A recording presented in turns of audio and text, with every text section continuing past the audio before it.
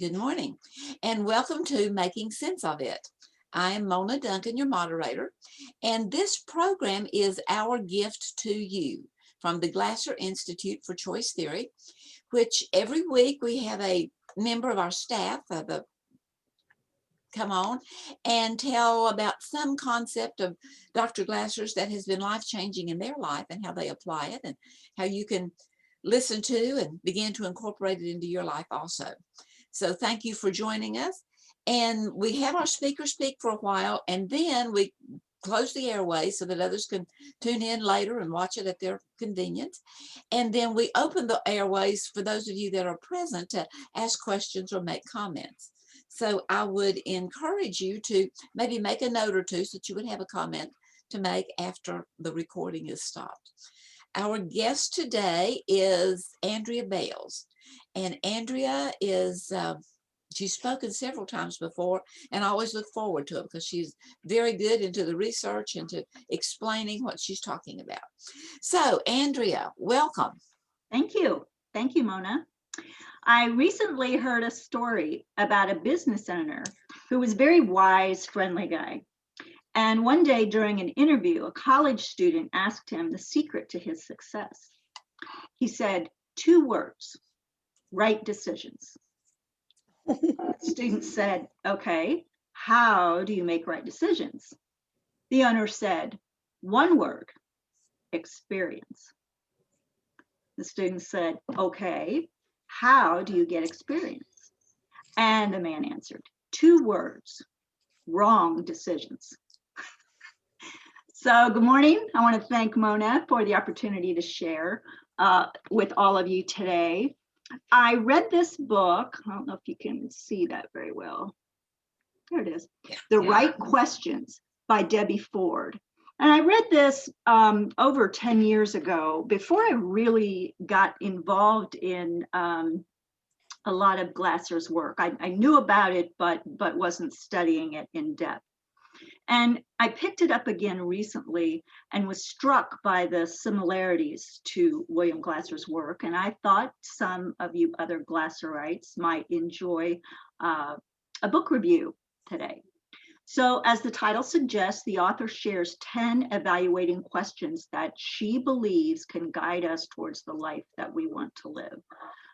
But before we reveal those 10 magical questions, I want to cover what I like to call some basic assumptions. And I'm gonna share my screen here. Oops, Mona, can you? Well, Says it's disabled. is it now? Now it's good. Okay, good. So I have to remember if it's checked, you can share. If it's checked, you can't share. All right, here we go. All right. So here, yeah, I want to cover some basic assumptions before we talk about the 10 questions. So she says that obviously we make a gazillion choices every day. The number must be mind-numbing. But Debbie Ford believes that very particular questions will enable us to make the most effective choices for our lives. And I stuck a little quote. It's amazing to know that as far back as Socrates' time, that this was something that was considered important. Socrates said, I know you won't believe me, but the highest form of human excellence is to question oneself and others. So Socratic questioning is used to unravel deeply held values and beliefs that frame and support what we think and say. So by using a series of very focused questions, we can unpack our beliefs. It's used in CBT, in teaching, in coaching. The author's father was a judge, and I'm guessing that in their household, they grew up where many, many questions were posed on a daily basis. The second assumption, and I really just love this concept, is the idea that all of us have an internal flame. And whether you think it's a the source is divine, it's the spark of divinity. You just want to call it life force, chi, prana. No matter what we call it, the truth is certain behaviors dim or douse that flame, and certain behaviors ignite the flame.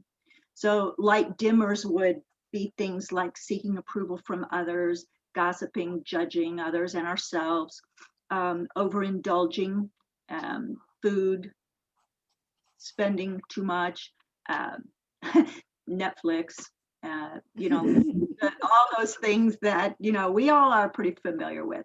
Maybe we have loose or non-existent boundaries. So all of those things are behaviors that she would say dim our internal flame.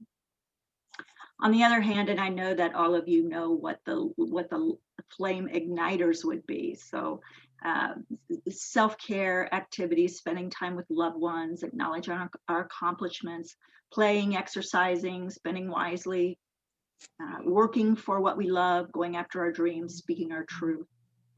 And she really kind of believes that almost every behavior we do is doing one or the other, either igniting or dimming, and believes that very few actions are kind of neutral. I think that's something interesting to ponder. She also believes that many of us are on autopilot most of our days. But she thinks that each of us we're guided by one of two maps. A vision map is a deliberate plan for our future that we have crafted, we've thought about, we've revised, a very deliberate plan for our future. Or the default map, which has basically been drawn by our past experiences. Choices made from our default map are repetitive, automatic, things we do without thinking. And she believes that these rarely ignite our internal flame and rarely move us closer to our ideal life. She also suggests that we refer to our vision map often. We would never make a cross-country trip after looking at a map one time. We would continually refer to our map as we make our way toward our destination. This keeps our goals in our conscious awareness, which is very important. She believes that no vision, or we never have a vision without the ability to make it come true. I've seen that in other writings as well. A fourth assumption is that the right questions can help us bypass our intellect. They're especially helpful for those who rationalize. They're great at making excuses. I will admit that I am a master, maybe it's even my superpower, of something I call coping by avoiding. So if I have a big project or a deadline looming, it's likely, you might find me like cleaning out my sock drawer or something. And obviously, if I ask myself the right question, does procrastinating bring me closer to my goal? Or does cleaning out my sock drawer, make my flame stronger? And of course, there's no analyzing or justifying. We know the answer. The same is true with emotions. By asking the right questions, we can kind of skirt around how we are feeling. If we're driving to the office, we don't stop at every light and ask ourselves which way we feel like going. We have the destination in mind and we follow the map to get there, usually by the shortest route. If we have a goal to save money, it does not serve us to stop at every shopping center because we feel like a new outfit. So the right questions can help us give up the quick fix, feel good in the moment behaviors. And that at least is pretty valuable to me. The last assumption I will share, and what I consider maybe the most valuable, it was to me, is what she calls underlying commitments. So our outer world is a reflection of our inner commitments. We are always creating exactly what we are most committed to. Sometimes that's hard to recognize. If our perceived world doesn't match our quality world, we may have conflicting or an underlying commitment to something other than that which we say we're committed to. So in my classes, I use the terms espoused values versus submerged values. My students are aware of my unfortunate addiction to chai lattes at Starbucks.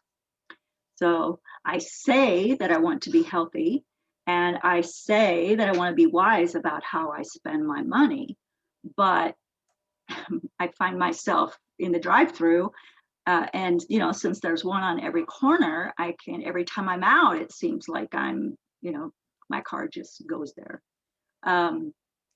So what's really true, even though I'm espousing that I want to be healthy, and I'm espousing that I want to save money or spend my money wisely, my underlying commitment is that I'm actually committed to using food, or in this case, a beverage, to make me feel better. So many don't believe that they have commitments other than the ones they're trying to manifest. And that's why the author calls them underlying commitments.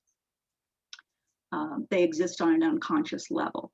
And unless we bring them to the surface, they will usually override all of our other goals. Once we expose our underlying commitments, we can create and commit to new behaviors that can bring us closer to our goals. She uses the metaphor of east and west. If we're traveling, we cannot go both ways at one time. We're moving one way or the other. We can't lower our cholesterol while we're eating fried foods every day. We can't build a nest egg while we're spending more money than we earn.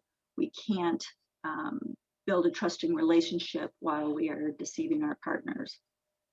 So an exercise that I use, and I thought I might share with you, to help students identify and they say, well, what are my underlying values? What if I don't know what those underlying commitments are?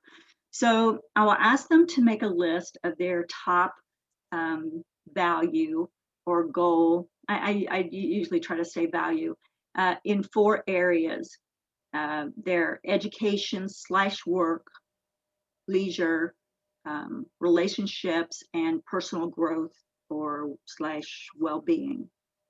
If it's a class that understands choice theory, I will use the 5 needs as the categories. So once the values are written down, I ask them to plot on a bullseye chart. And I have them think of their value as the bullseye in the middle of the dartboard. So the bullseye is exactly how they want their life to be, a direct hit where they're living their lives in a way that is consistent with their values. Then they make an X on the dartboard on whatever concentric circle they believe best represents where they are living today. So an X in the bullseye means that they're living completely in line with what they say they value, and an X far from the bullseye means that their life is off the mark to some degree in terms of alignment with that value. And when an X is plotted on one of the outer circles, then we can discuss what underlying commitments they may have that might be overriding what they say is important to them.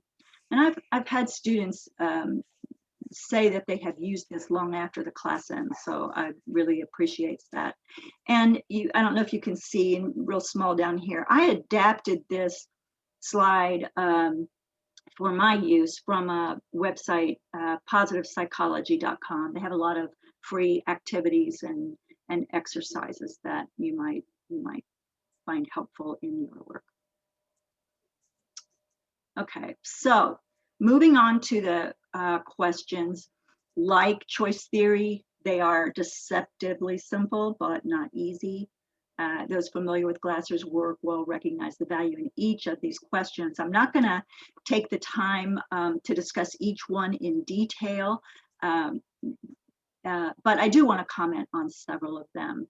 Just very briefly, question one, will this choice propel me toward an inspiring future, or will it keep me stuck in the past?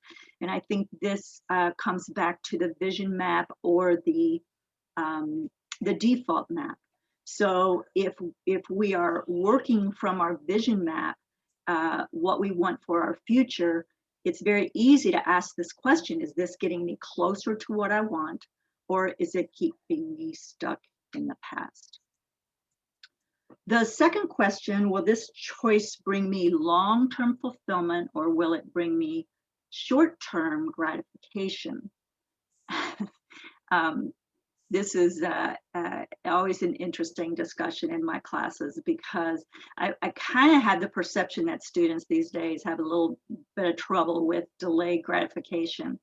You know, they might have a paper due in the morning, but if they get an invitation to go to a concert tonight, they're out the door. So I showed this video, and I'm have time. It's very short, and I'd like to share this with you because it's just darling. Maybe some of you have seen this, but I never get tired of watching it.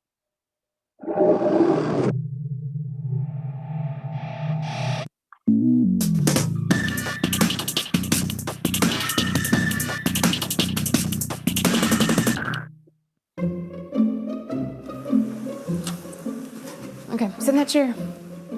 All right, here's the deal. Marshmallow for you. You can either wait, and I'll give you another one if you wait, or you can eat it now. When I come back, I'll give you another one, so then you'll have two. But stay in here and stay in the chair till I come back, okay? All right.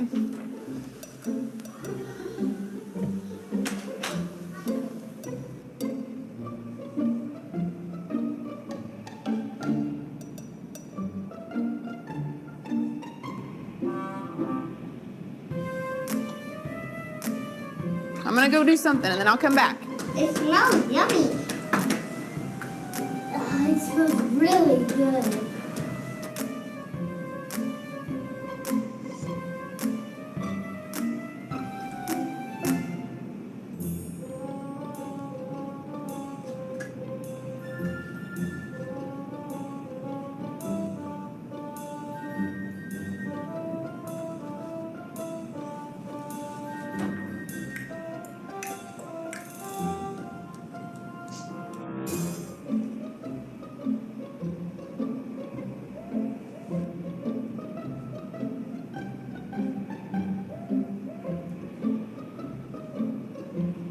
All right, so it's up to you. You can have it now or you can wait. Okay?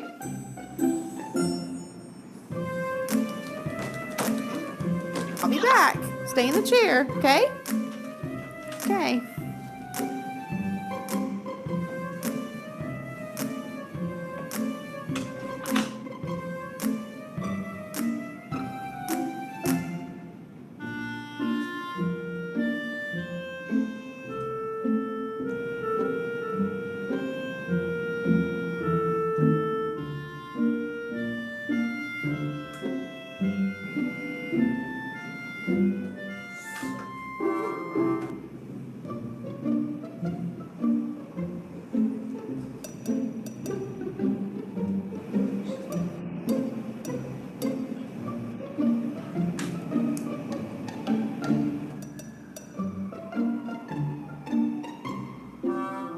All right, so I'm gonna leave and then I'll come back, okay? So you can either eat it right now or you can wait. Either way, okay? Okay.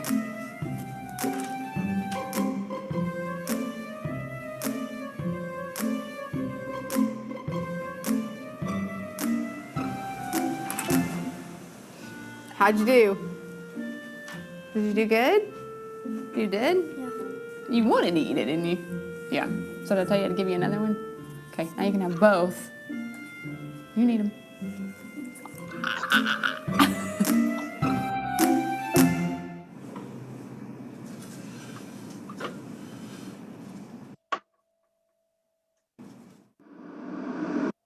Hope you enjoyed that. Makes me laugh. My students say, gosh, those kids are better at delaying gratification than I am. Number 4, my students really enjoy too. Am I looking for what's right or am I looking for what's wrong? When we look for what's right, it allows us to live in a state of gratitude. And when we look for what's wrong, we really live our lives through the narrowest possible lens and focusing on perceived shortcomings of others and ourselves, and setting us up for a very limited life. So in this, when I talk about this, I show this picture. And immediately, oh, I hear oh, this and all that, and look at oh, that'll never come out, and oh, that's never gonna dry. It's gonna get way down in there, and it'll be sticky forever, and the mice are gonna come, and they just, before I say anything, they find a million things wrong. But when I ask them what's right with the picture, it's amazing how many things. Maybe for our discussion after this, we might come back to this and see how many things we can find that are right. But there are actually quite a number of things that we can find that is right in that picture. I also, I won't spend a lot of time on this. You can Google if you've not seen this before. The world is 100 people. It just shows, it's got some demographic information about if the world were 100 people, where would they live and what language would they speak. But it also has some things about how many people out of 100 could read and how many have clean water and how many have shelter and how many have access to the internet. So this is just another way that you can engender quite a bit of gratitude by looking at this. Okay, let's see. I might be skipping a couple of these. I do want to discuss number 5. Will this choice add to my life force or rob me of my energy? I always think of as I've been reviewing this recently, Dr. Glasser's harmful habits and helpful habits, or what I've been calling connecting and disconnecting habits. Obviously, to anybody in this audience, when we are using the harmful or disconnecting habits, this will rob us of our energy. In the Toltec tradition, an ancient, Central and South American culture, there's a belief that when we surrender a portion of our life force, when we dwell on unhealed hurts from our past. So forgiveness is the key to this one, I believe, in number 5. Will I use this as a catalyst to grow and evolve or beat myself up? I think of the quote by Lisa Villaprosen: the happiest people I know are usually evaluating and improving themselves, and the unhappy people are usually evaluating and judging others. Again, Dr. Glasser obviously was the king of asking his clients to self-evaluate. I think I will skip ahead in the interest of time to the last 2 questions. And I'm going to lump those together. Is this an act of fear or an act of faith? And am I choosing from my divinity? With these last 2 questions, the author does not reference religion at all. So no matter what faith or philosophical tradition we follow, the questions are helpful as long as we believe that there is some organizing intelligence that is behind the workings of the universe and working on our behalf. And when we choose to live a faith-based life, we can resign as general manager of the universe. I finally gave up that job title about 20 years ago. Feel pretty good. So we can go about the work of making the most effective choices on a daily basis and expecting outcomes that will be the best for our personal growth. divine consciousness and human consciousness coexist within us, but many are unaware that we have access to our divinity at all times. So when we are looking through our divinity lens, we're looking for what's right, and we have expanded insight to help make the best choices for themselves and others.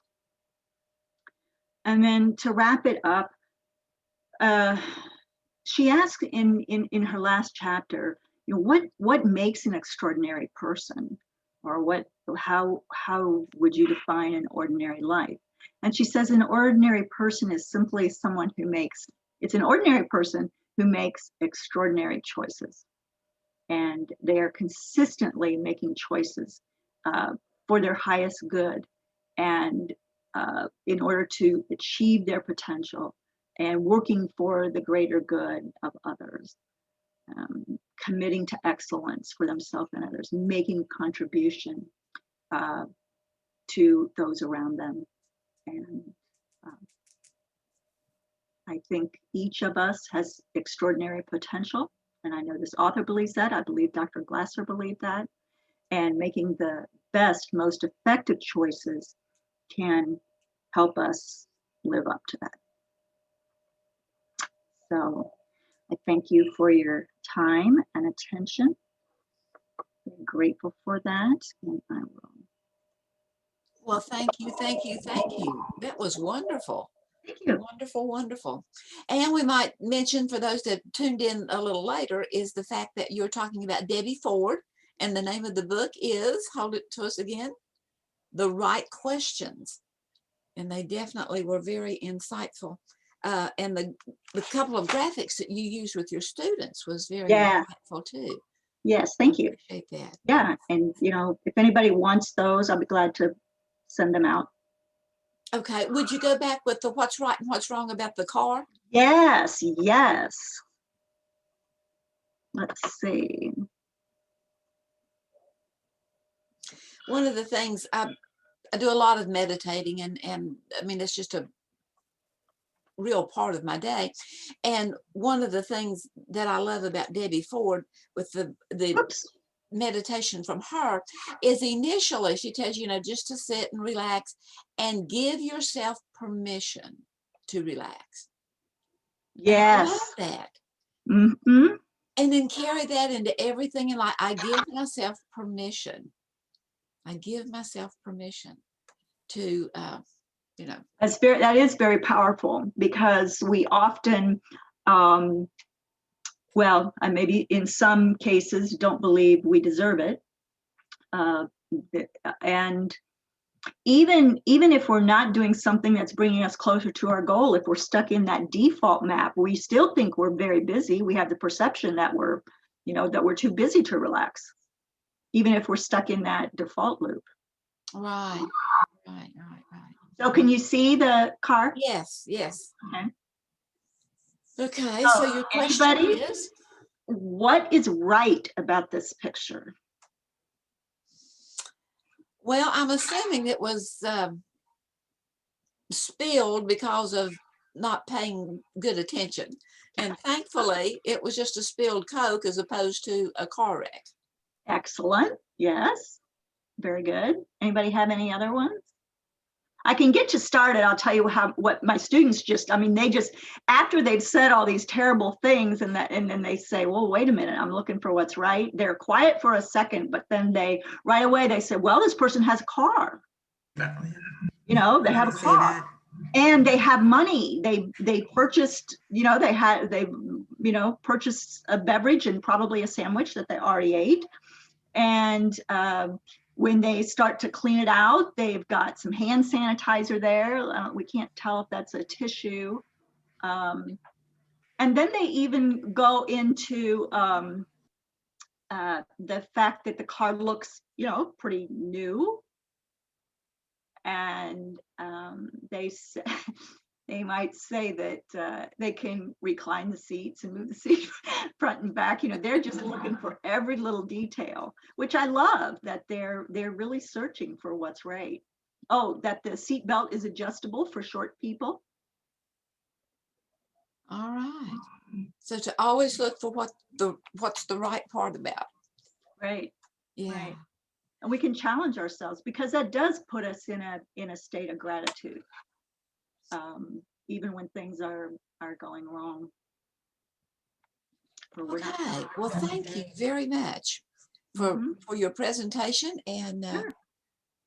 thank all of you that has tuned in today. We're going to go ahead and close the airways out, and we can have a little more discussion if you'd like. Thank you for being here, and may you have a good day, a good week, and good mental health. Blessings.